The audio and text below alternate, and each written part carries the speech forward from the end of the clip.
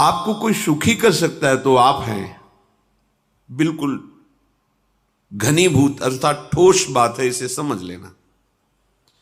यदि आप अपने विचार के द्वारा, विवेक के द्वारा अधर्माचरणों का त्याग करके धर्म पूर्वक जीवन व्यतीत करते हुए भगवान नाम जप करते हैं, तो पूर्व पाप कर्म के अनुसार जब देह रचा गया तो उसमें जो प्रारब्ध दुख सुख का है वो तो आएगा, पर आपको परास्त नहीं कर पाएगा। और आगे आपके लिए महासुख है जो दुख और सुख दोनों से परे है। अखंड प्रसन्नता, अखंड आनंद, वो केवल आपके करने से होगा। उपदेश मिल सकते हैं, मार्ग बताया जा सकता है, आपको सहयोग मिल सकता है, पर चलना आपको होगा। यदि आप नहीं चले तो ये कहीं भ्रम हो कि मैं कहीं जाऊं और मेरी दुख निवृत्ति हो जाए, तो इस भ्रम को छोड़ देना आप। क्योंकि हम आप तो बहुत छोटे जीव हैं, अर्थात बहुत लघु तपस्या, लघु पुण्य वाले हैं। हम उन महापुरुषों की बात करते हैं जिन्होंने आजीवन ऐसा तप संचय किया, फिर भी उनके शरीर में भारी से भारी दुख देखे गए। ये दुख और सुख एक भ्रमात्मक इंद्रजाल है माया का, ना दुख है न सुख है। जैसे जो सपने सिर काटे कोई, बिन जागे दुख दूर न होई। ऐसे स्वप्न में तुम चक्रवर्ती सम्राट बन जाओ तो जगने पर तुम थोड़ी रहोगे, तुम जो हो वही होगे। हम भगवान के चिदानंद अंश हैं। ये भूल कर हम अपने को स्त्री पुरुष, अच्छा बुरा, धनी निर्धन, दुखी सुखी आदि आदि बहुत सा प्रपंच है, इसे हम अपने दिमाग में बैठा लिया है। जब तक आप ये प्रपंच नहीं छोड़ोगे तब तक आपको सुखी कोई कर ही नहीं सकता, क्योंकि दुखालयम नाशवान संसार का तो तुमने अस्तित्व रखा है। अगर ये किसी के दूर करने से होता तो स्वयं जगत गुरु परब्रह्म परमात्म तत्व भगवान श्री कृष्ण सामने हैं और अर्जुन को कह रहे हैं, मात्रा स्पर्शास्तु कौन्तेय शीतोष्ण सुख दुखदा आगमा पायनो अनित्यास्तास्तितिक्षस्व भारत। हे भारत, हे अर्जुन, ये आने जाने वाले अनुकूलता प्रतिकूलता, गर्मी शीतलता, अर्थात काम क्रोध लोभ मोह मद मत्सर अपमान निंदा, ये सब ताप पहुंचाते हैं। अनुकूलता सम्मान यश कीर्ति धन वैभव, मानी हुई मान्यता, ये सब शीतलता पहुंचाते हैं। ये उष्णता और शीतलता, अनुकूलता और प्रतिकूलता आने जाने वाले हैं। भगवान ये नहीं कह रहे मैं मिटा दूंगा, कह रहे तास तितिक्षस्व भारत। हे अर्जुन, ये तुम्हें सहना होगा। यदि तुम इसे सह गए तो तुम्हारे हृदय में ऐसी स्थिति प्रकट हो जाएगी कि फिर ये स्पर्श भी नहीं कर पाएंगे। सहने से तुम्हारी भक्ति बढ़ेगी, तुम्हारा चिंतन बढ़ेगा, तुम्हारा स्मरण बढ़ेगा, सत्य वस्तु के लिए, सत्य तत्व के लिए तुम सुखी हो जाओगे। बिल्कुल खुली बात। आडंबर नाटक पाखंड इसकी जरूरत नहीं है। प्राकृतिक भोगों में सुख बुद्धि, देहाभिमान, विद्यारूप महत्व कुल धन यौवन अभिमान, यही तुम्हारे दुख का मूल है और ये कोई दूसरा नहीं हटा सकता। ये तुम्हें अपने विवेक सत्संग से प्राप्त हुए विवेक के द्वारा, शास्त्र स्वाध्याय से प्राप्त हुए विवेक के द्वारा इसे तुम्हें त्यागना है। दुख तुम पकड़े हो तो छुड़ा कौन सकता है? छुड़ाना तो आपको ही पड़ेगा। अगर कोई वादा करता है कि मैं आपको दुख रहित कर दूंगा, मुझे आज तक समझ में नहीं आया। दुख रहित होने का जो उपाय है वो गुरुजन महापुरुष संत जन बताते हैं। कि जब चारों ओर अंधेरा छा रहा हो, कोई अपना न दिखाई दे रहा हो, केवल दुख ही दुख, अशांति ही अशांति, उस समय आप देखिएगा कोई एक है जो आपको बहुत प्यार कर रहा है। वो हमारे प्रभु हैं। आप जिनकी तरफ पीठ किए हो और जहां दुख है उधर मुख किए हो, वापस घूमो, सन्मुख होइएगा। सन्मुख होए जीव मोहि जबहि, जन्म कोटि अघनाशों तबहि। करोड़ों जन्मों के पाप नष्ट कर देते हैं भगवान। जहां प्रभु की तरफ हुए तो पता चला बहुत जन्मों से बिछुड़ा था, वो मेरे स्वामी मिल गए।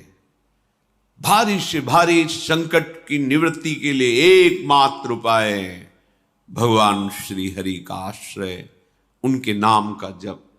सत्य मान लीजिए, आडंबर से कुछ नहीं होना।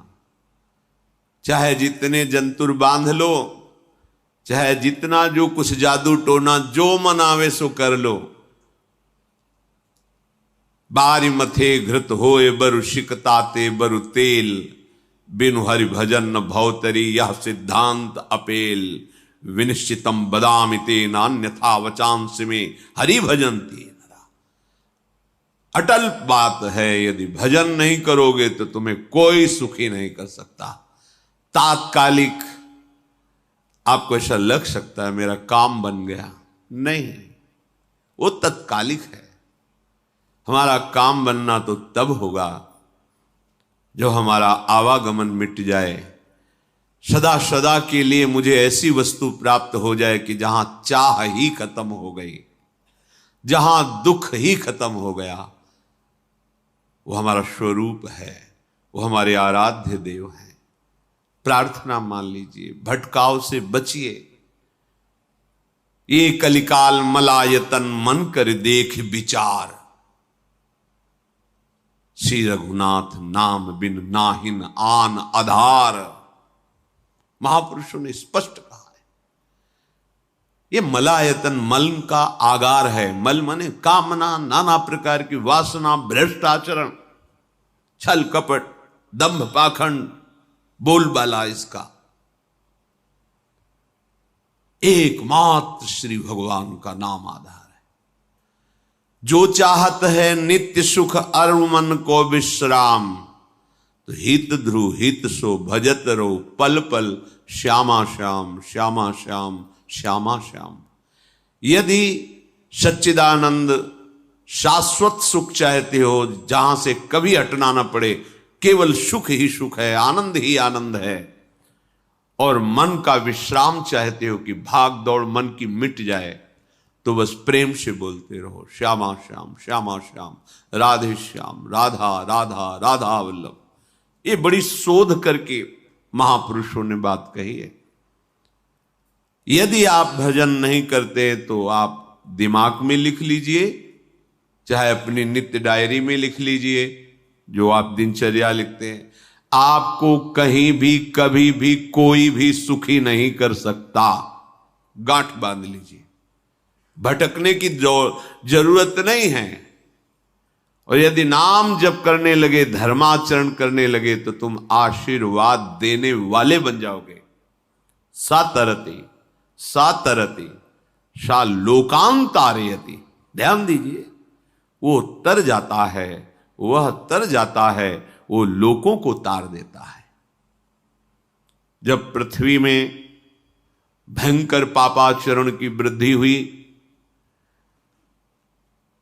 असुरों के द्वारा प्रेरित होकर के जहां भी धर्माचरण, नाम कीर्तन, यज्ञ, हवन, होम, ऋषि मुनि विध्वंस कर दो, क्या हुआ? कोई दूसरा दिखाई दिया क्या? नहीं, किसी की सामर्थ्य नहीं थी।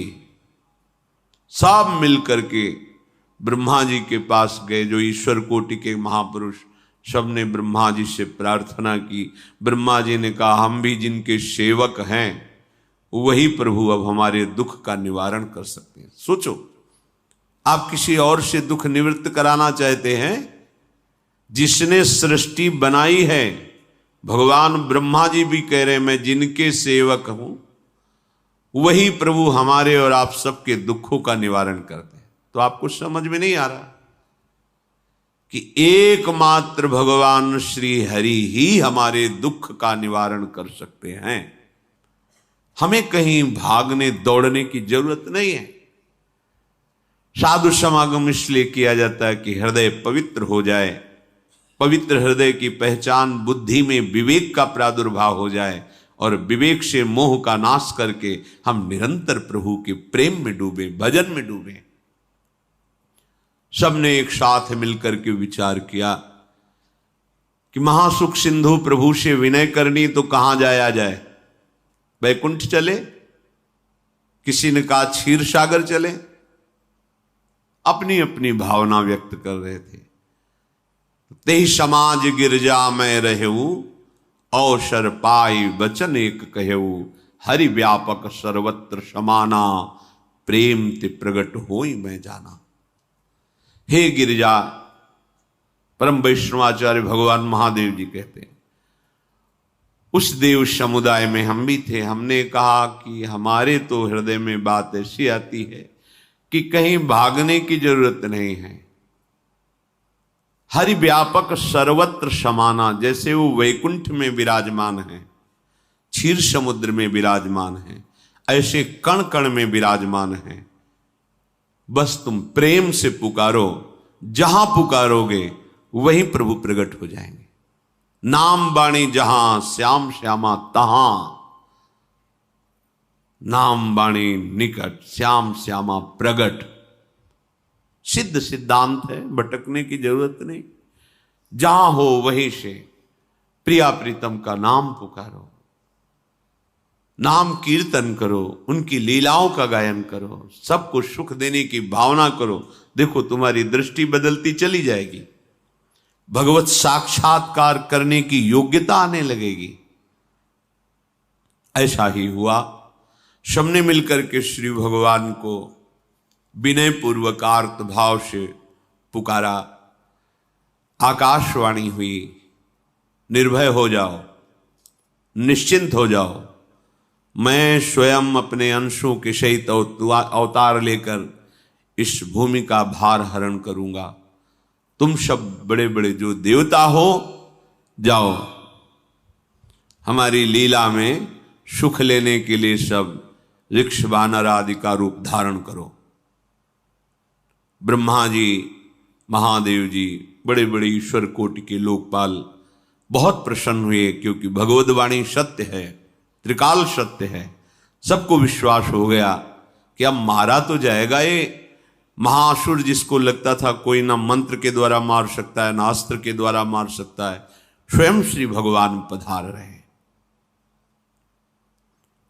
भगवान ने जो निरंतर भजन प्राण रहते हैं, कश्यप जी, अदिति जी, वो भगवान के वात्सल्य में भरे थे। प्रभु जब प्रकट हुए तो उनसे कहा, मुझे आप जैसा पुत्र चाहिए।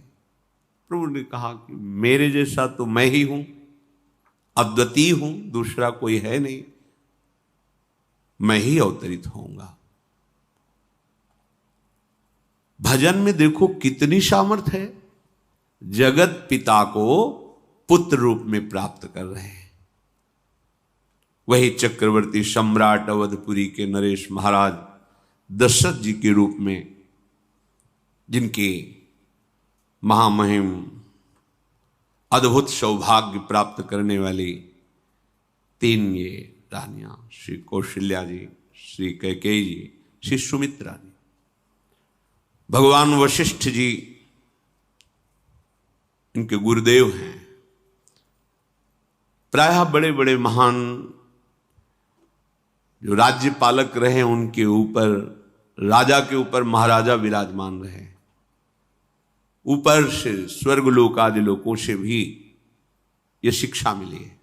देवराजेंद्र तो भगवान बृहस्पति, दैत्यराज बलि तो भगवान शुक्राचार्य, जनक जी तो सदानंद जी महाराज, दशरथ जी तो वशिष्ठ जी महाराज। ऐसा था, क्योंकि जहां हमारा विवेक काम नहीं करता, वहां ये ब्रह्मबोध संपन्न महापुरुष तत्काल हमको संभालते हैं। महाराज दशरथ जी के हृदय में प्रबल लालसा हुई कि अब अवस्था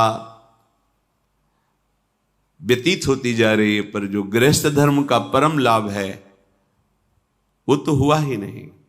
वशिष्ठ जी के चरणों में प्रणाम करके कहा, भगवान एक ही बात की असंतुष्टता है, हमारे कोई पुत्र नहीं है।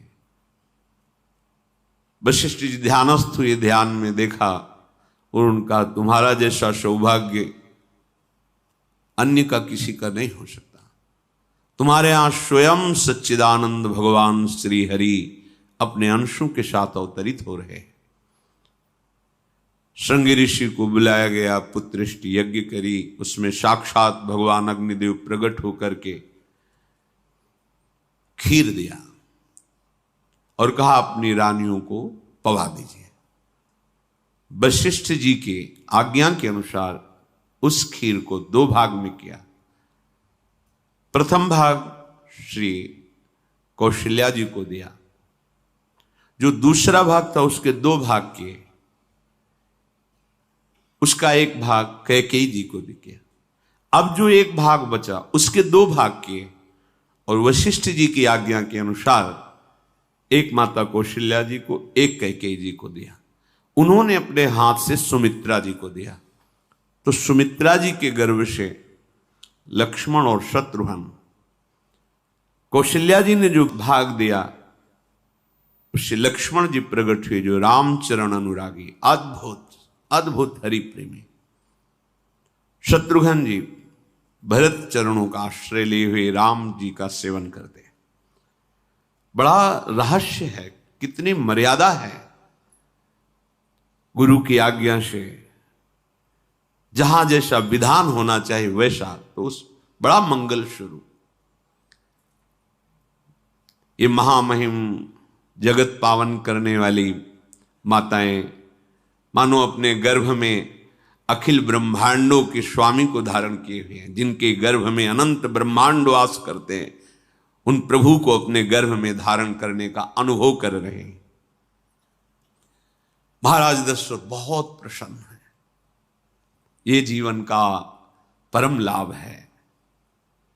प्रभु हमारे कोई भी हो, माता पिता भाई बंधु सखा पति प्रीतम पुत्र, कुछ भी, ये तो ऐसे करुणामय कोई भाव रख लो और गाढ़ भाव कर लो तो आपको अनुभव कराने लगेंगे। जिस भाव से आप देखोगे कैसा सुख महाराज दशरथ जी को हो रहा होगा, जिनको गुरुदेव से पता है कि स्वयं भगवान पधार रहे। प्रतिपल इनके दर्शन करके कौशल्या जी, कैकेयी जी, सुमित्रा जी के प्रेम पुलकित रहते हैं। दशरथ जी, अहो भाग्य, साक्षात भगवान पधार रहे। समय व्यतीत हुआ, जोग लगन गृह बार तिथि सकल भये अनुकूल, चर अरु अचर हर्ष जुत राम जन्म सुख मूल। ठीक योग लगन ग्रह वार तिथि सब अनुकूल हो गई। कब? जिसके हृदय में प्रभु का प्रकाश हो जाता है। जो प्रभु के भजन में रहता है तो योग लगन ग्रह वार तिथि नक्षत्र सब अनुकूल हो जाते हैं। जो पे कृष्ण चरण मन अर्पित तो करी है का नवग्रह रंग। सब ग्रह नक्षत्र वार तिथि ये जितने भी विघ्न कारक या शुभ कारक है, ये सब शासन में रहते हैं जिसके हृदय में भगवान नाम चल। जिते विनायक शुभ अशुभ ये विघ्न करे नहीं कोई, क्योंकि भगवान का नाम चल रहा है, हृदय में भगवान प्रकाशित हो गए हैं, परमानंद अनुभव होता है। ऐसे भगवान जगत में प्रकट हो रहे हैं। ये तो कभी कभी अवतार होता है, पर ये अवतार होता ही रहता है। भगत के हृदय रूपी महल में अवतार होता रहता है। जो निरंतर भगवत चिंतन परायण अपने अहम को भगवान के चरणों में समर्पित किया तो भय प्रकट कृपाला, यही हृदय में प्रकाशित हो जाते हैं। हृदय में ही दिव्य वृंदावन प्रिया प्रीतम दिव्य लीला। चैत्र का महीना, नवमी तिथि, शुक्ल पक्ष, अभिजीत मुहूर्त, ठीक दोपहर का समय 12 बजे सब लोगों को परमानंद प्रदान करने वाले प्रभु पधारे। शीतल मंद सुगंधित वायु बह रही है, देवताओं की दुंदुभियां बज रही, पुष्पों की वर्षा हो रही, बड़े बड़े ऋषि मुनि नृत्य कर उठे। जैसे साधना को फल मिलता है हृदय आनंद में, आज समस्त साधनाओं के फल स्वयं मंगल मूर्ति प्रभु पधार रहे। सब महात्माओं का, संतों का हृदय अलौकिक आनंद से भरा हुआ है। पृथ्वी जितनी दिव्यता है सब प्रकाशित कर दी। रस भरे फल, औषधियां, दिव्य मणियां, रत्न जो छुपाए हुए अपने गर्भ में थी, प्रभु आ रहे, सब प्रकाशित कर दी। जलधाराएं जो सूखी हुई थी वो भी। जब ब्रह्मा जी ने देखा कि जो भगवान ने आकाशवाणी में कहा था वो सब सत्य हो रहा है, आकाश में ब्रह्मा जी समस्त देवतागण विराजमान होकर के अंजलियों में दिव्य पुष्प लेकर के वर्षा कर रहे हैं। सुंदर सुंदर अलग अलग वाद्य बज रहे हैं। ऋषि मुनि देवता सब स्तुति कर रहे हैं। प्रणाम मुद्रा में सब खड़े हैं, क्योंकि समस्त लोकों का पालन करने वाले भगवान श्री हरि महाराज चक्रवर्ती सम्राट दशरथ जी के भवन में प्रकट हो रहे हैं। तो आकाश में सब ईश्वर कोटि के महापुरुष पुष्पांजलि अर्पित कर रहे हैं। उसी समय भगवान का प्रादुर्भाव होता है। भगवान कभी गर्भ से नहीं प्रकट होते, लीला होती है, ऐसा अनुभव होता है गर्भ है, पर पहले भगवान भगवान के रूप में प्रकट होते हैं, फिर वो बालक बन जाते हैं। कभी ऐसा कहीं नहीं मिला, अनुभव होता है ऐसा, समय से गर्भ रहा, समय से गर्भ बढ़ा, ऐसा अनुभव होता है, पर भगवान प्रकट होते हैं। इसीलिए भय प्रगट कृपाला दीन दयाला कौशल्या हितकारी हर्षित महतारी मुनि मनहारी अद्भुत रूप विचारी लोचन अभिरामा तनु घन श्यामा निज आयुध भुज चारी भूषण बनमाला नयन विशाला शोभा सिंधु खरारी कह दुई कर जोरी अस्तुति तोरी केहि विधि करो अनंता माया गुण ज्ञाना तीत अमाना वेद पुराण भनंता करुणा सुख सागर सब गुण आगर जेहि गावहि श्रुति संता सो मम हित लागी जन अनुरागी भयउ प्रगट श्रीकंता ब्रह्मांड निकाया निर्मित माया रोम रोम प्रतिवेद कहे मम उर्षो बाशी यह उपहासी सुनत धीर मति थिर न रहे। उपजा जब ज्ञाना प्रभु मुस्काना, चरित बहुत विधि कीनि चहे। कही कथा सुहाई मातु बुझाई, जेहि प्रकार सुत प्रेम लहे। दीनों पर दया करने वाले, बात समझिए। बहुत तपस्या है, बहुत गुण है, बहुत बड़े साधक हो, बहुत बात अभी नहीं बनी। दीनों पर दया करने वाले।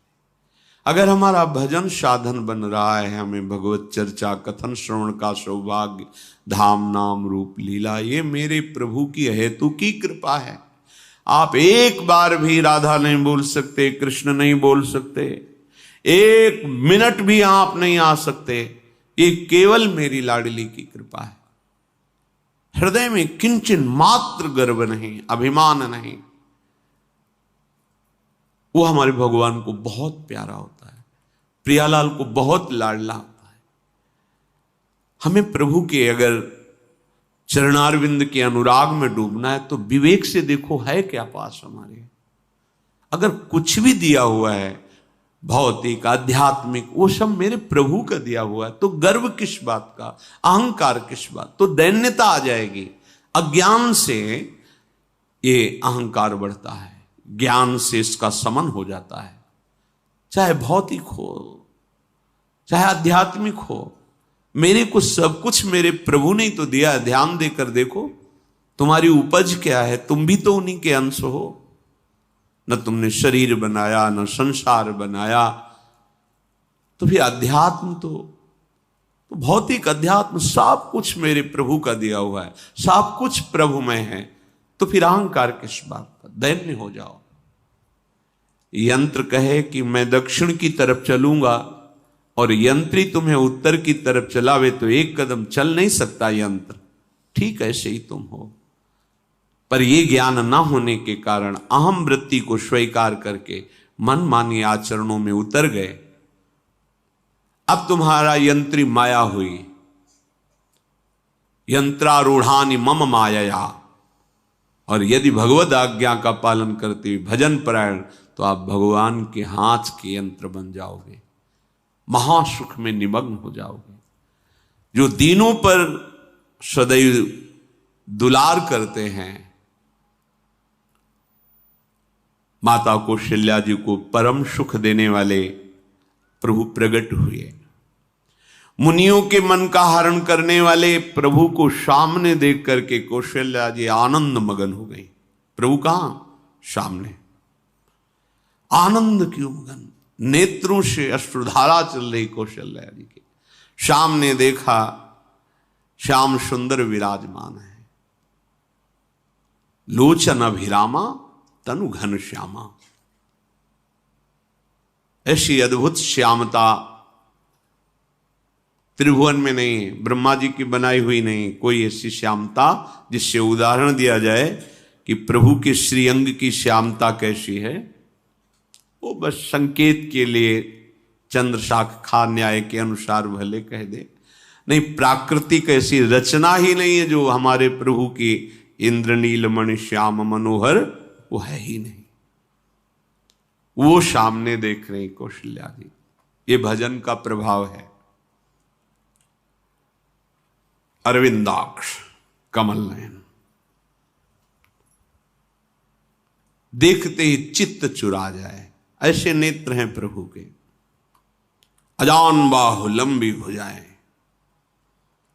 और जब प्रभु जहां प्रकट होते हैं, चाहे वो कंस कारागार हो या अवधपति का महल हो, पहले वैभव से प्रकट होते हैं। ऐश्वर्य स्वरूप, समस्त आयुध, समस्त वैभव, दिव्याभूषण, बनमाला, चार भुजाएं, शोभा के समुद्र, आसुरी वृत्तियों का, भावों का, व्यक्तियों का नाश करने के लिए प्रभु प्रकट हुए। इसीलिए प्रभु से भी बढ़कर प्रभु का नाम है। वो व्यक्ति का नाश नहीं करता, वो वृत्ति का नाश करके भगवत दासत्व प्रदान कर देता है। बहुत अपार महिमा भगवान नाम की है, प्रभु के नाम की है। प्रभु प्रकट होते हैं तो दुष्टों का विनाश करते हैं, लेकिन प्रभु का नाम जिसके हृदय में प्रकट होता है दुष्टता का नाश करके उसे जगत पावन करने वाला बना देता है। तीर्थी कुर्वन्ति तीर्थानि, वो जहां चरण रख दे उसे निष्पाप कर देता है। भूमि को, वायु को निष्पाप कर देता है जिसकी जिह्वा पे नाम चलता है। मैया ने देखा कौशल्या जी ने जगत के स्वामी सामने विराजमान, दोनों हाथ जुड़ गए। हे अनंत, मैं कैसे आपकी स्तुति करूं? वेद पुराण ये सब स्तुति करते हुए हार गए। नेति नेति कहकर आपका पार नहीं पाए। माया से, गुणों से, ज्ञान से भी आप परे हैं, असीम हैं, अनंत हैं। श्रुतियां संतजन सदैव आपका यश गान करते रहते हैं। हे दया के समुद्र, हे शब्द सुखों के धाम, गुणों के धाम, भक्तजन सदैव आपका गान करते रहते हैं। आज वही प्रभु मेरे सामने प्रकट हैं। हे श्रीपति, आप मुझे सुख प्रदान करने के लिए मेरे नेत्र गोचर हुए। अरे जिनके रोम रोम में अनेकों ब्रह्मांड वास करते हैं, एक रोमकूप में अनेकों ब्रह्मांड वास, वो प्रभु मेरे पुत्र कहलाए, ये तो हंसी की ही बात है। मेरी बुद्धि विचलित हो रही। प्रभु कहां आप असीम महिमा अनंत विराट, आप मेरे पुत्र। जब ऐसा वर्णन कर रहे तो प्रभु मुस्कुराए।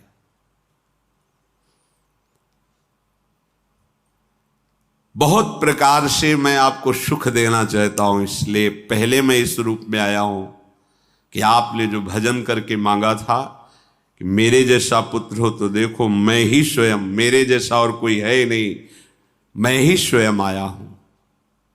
तुम्हें याद है? याद, स्मृति आई। हाँ प्रभु। फिर प्रभु अब इस रूप में नहीं।